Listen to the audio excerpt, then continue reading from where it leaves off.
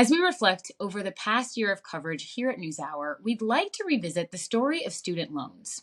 In April, we spoke to Jalil Mustafa Bishop, co founder of Equity Research Cooperative. It's a nonprofit that researches racial justice. And we spoke to him specifically about how student loan debt affects borrowers of color. Jalil, thank you so much for joining us. Thank you for having me. I'm glad to be back. Today, I want to talk to you about why the current student loan debt cancellation plan is stalled in the courts and understand how we got here, what happened, and what all of this means. So, the Biden administration's current plan, which is waiting for a decision by the Supreme Court, would cancel up to $20,000 of debt for 40 million Americans. Why is it in legal limbo? It's not only a issue that has a lot of debate around how it should happen, who should receive that cancellation, but it's a political issue. And when Biden announced the plan, it was immediately met by a half a dozen lawsuits. And some of those lawsuits have been thrown out because the foundation to any lawsuits that you have to prove injury, that you have some type of standing, that you were harmed. And for many of those lawsuits, they couldn't show who was being harmed by these policies. So we're now in the moment where one lawsuit was able to get a temporary injunction, so just a pause, not a ruling against the cancellation plan, but a pause on any cancellation happening while it moves to the court. And then we had another lawsuit that actually did get a ruling that the plan was unconstitutional, but both of those kind of court cases are now moving to the Supreme Court, where they will hear the cases in February. Why is there so much pushback specifically about this debt cancellation plan? And where is it coming from? So what we know is that there is this dominant narrative that those who have student debt are somehow the lucky ones. They are the ones who are well off because we assume those with student debt also have degrees, and we're assuming that if you have a degree, it means you have a high-paying job. What we know is that 40% of borrowers have student debt and no degree, so that kind of immediately kind of unravels that narrative. But even for the borrowers who do have a degree, increasingly we're seeing over time that they're struggling to repay, that they're not seeing increases in their income that aligns with the amount of student debt that they have to borrow. On average, it's $30,000. For Black borrowers, it's over $53,000 just 4 years after graduating. And I like to point out the kind of the hypocrisy of the moment, because we also saw a paycheck protection program that canceled debt for small business owners, but it does harm millions of people who really need that relief and who really are borrowers who are struggling behind and in default on their student loans. I want to talk a little bit about the money here. So, if the Supreme Court approves Biden's plan, or this plan for student loan debt cancellation, how much would that cost American taxpayers?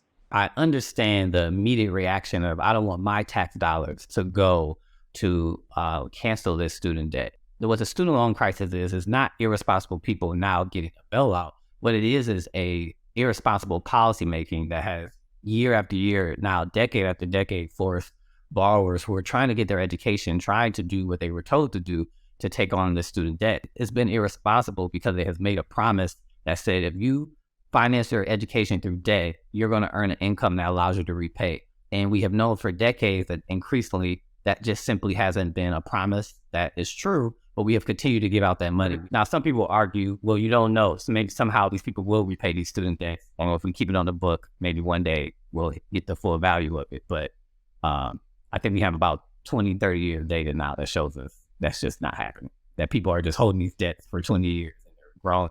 The government's not being repaid, but they're paying a lot of money to service them, like to keep the loans active.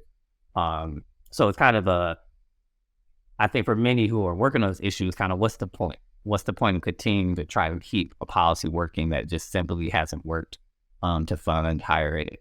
Who gets saddled with the most debt, and what are some of the other impacts that has on the lives of people? We know borrowers increasingly owe more than they borrow. The groups that are most impacted by that are communities of color, particularly Black borrowers, where they are often not able to make a payment that can cover principal or interest, but also are seeing their debt balance grow and grow over time. So we look 20 years out and see that Black borrowers owe over 100% of what they originally borrowed.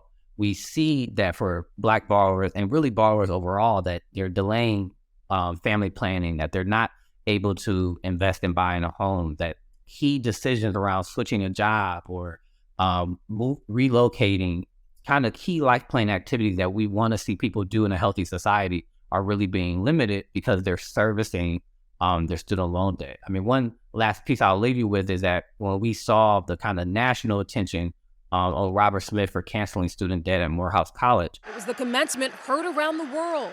My family is making a grant to eliminate their student loans. One thing that his initiative and nonprofit learned from that moment was that when they canceled the debt for these Black families, that they found that 60% of kind of the additional income and wealth that these Black families had was going to servicing their student loans. So this is something that's really impacting not just individuals, but has a community-wide impact that we have to be concerned with.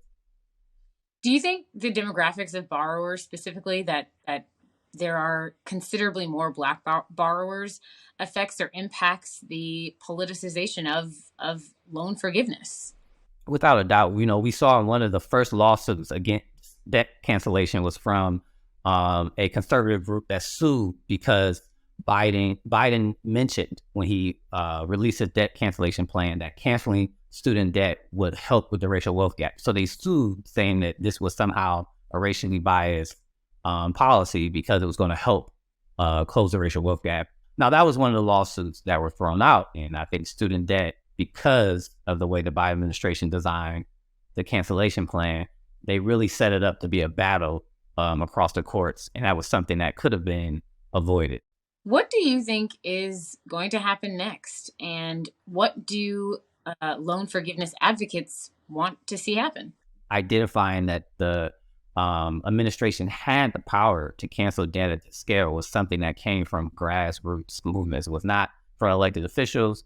It wasn't from a research think tank. It was from folks who were working on this and collectively coming together to make some of those connections. So I still have a lot of hope because I know that the solution and the answers to student debt cancellation isn't housed in what the Biden administration is willing to do or not willing to do. I think it's going to continue to be pushed by advocates and movement leaders. So if the Supreme Court bans student debt cancellation under the current framing that the Biden administration used, there's other legal avenues, such as the Higher Education Act of 1965, that gives Biden power to waive and modify student debt.